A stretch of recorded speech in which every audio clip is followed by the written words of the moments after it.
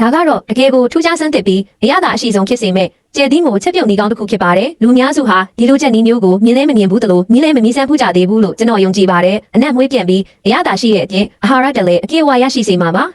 ပထမဦးဆုံးဈေးနှုန်းချိုတာတဲ့ကျဲသီးမိုတွေကိုအနေတော်အပိုင်းစာလေးတွေဟိခက်ထားလိုက်ပါပြီးရင်တော့ကျဲဦးနှလုံးကိုခွက်တစ်ခုလေးထည့်ပြီးတေချာသမအောင်မှွေခောက်ထားပေးရပါမယ်နောက်တစ်ချိန်မှာဒီဟင်းနေရာလေးကိုပြန်ချက်စားခြင်းတဲ့အခါကျွန်တော်ရဲ့ဟင်းချက်နီးတွေကိုလွယ်လွယ်ကူကူပြန်ရှာတွေ့နိုင်ဖို့အတွက်အခုပဲအောက်တော့လှုပ်ထားလိုက်ပါအောင်တော့ထိုးနောက်လှိထားတဲ့မှုတွေကိုဒဲဦးရဲထည့်ပြီးဓာတ်ရိုက်မှွေကြောပေးလိုက်ရုံပါပဲ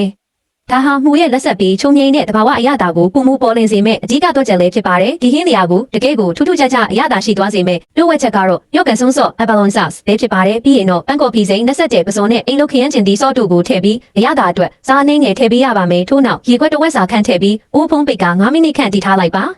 အခုဆိုရင်တော့တကယ်ကိုဟင်းကောင်းတစ်ခွက်ဖြစ်တဲ့မြောက်ကန်ဆွန်းဆော့ကျဲသီးမိုဟင်းကိုရရှိသွားပြီဖြစ်ပါတယ်အနစ်ကလည်းပြည့်ပြည့်နစ်နစ်နဲ့အနက်မွေးမွေးစိမ့်စိမ့်လေးမို့ခမင်းနဲ့တွဲဖက်စားဖို့တကယ်ကိုပြည့်စုံလုံးပါတယ်ဒီနည်းလမ်းလေးကိုတက်မြောက်သွားပြီဆိုရင်တော့တင့်မိသားစုဝင်အားလုံးကတင့်ကိုလက်ရပြောင်မြောက်တဲ့မိဖို့ကြောင့်ရှင်သခင်ဖြစ်ချီးကျူးကြမှာတေးကြပါတယ်ခင်ဗျာ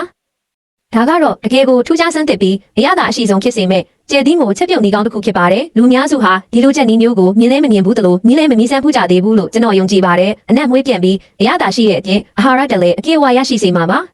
ပထမဦးဆုံးဈေးနှုန်းချိုတာတဲ့ကျဲသီးမိုတွေကိုအနေတော်အပိုင်းစာလေးတွေဟိခက်ထားလိုက်ပါပြီးရင်တော့ကျဲဦးနှလုံးကိုခွက်တစ်ခုလေးထည့်ပြီးတေချာသမအောင်မှွေခောက်ထားပေးရပါမယ်နောက်တစ်ချိန်မှာဒီဟင်းနေရာလေးကိုပြန်ချက်စားခြင်းတဲ့အခါကျွန်တော်ရဲ့ဟင်းချက်နီးတွေကိုလွယ်လွယ်ကူကူပြန်ရှာတွေ့နိုင်ဖို့အတွက်အခုပဲအောက်တော့လှုပ်ထားလိုက်ပါအောင်တော့ထိုးနောက်လှိထားတဲ့မှုတွေကိုဒဲဦးရဲထည့်ပြီးဓာတ်ရိုက်မှွေကြောပေးလိုက်ရုံပါပဲ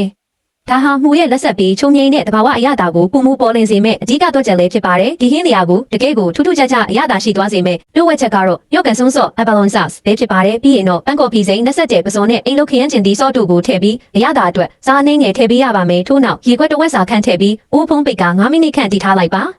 အခုဆိုရင်တော့တကယ်ကိုဟင်းကောင်းတစ်ခွက်ဖြစ်တဲ့မြောက်ကန်ဆွန်းဆော့ကျဲသီးမိုဟင်းကိုရရှိသွားပြီဖြစ်ပါတယ်အနစ်ကလည်းပြည့်ပြည့်နစ်နစ်နဲ့အနက်မွေးမွေးစိမ့်စိမ့်လေးမို့ခမင်းနဲ့တွဲဖက်စားဖို့တကယ်ကိုပြည့်စုံလုံးပါတယ်ဒီနည်းလမ်းလေးကိုတက်မြောက်သွားပြီဆိုရင်တော့တင့်မိသားစုဝင်အားလုံးကတင့်ကိုလက်ရပြောင်မြောက်တဲ့မိဖို့ကြောင့်ရှင်သခင်ဖြစ်ချီးကျူးကြမှာတေးကြပါတယ်ခင်ဗျာ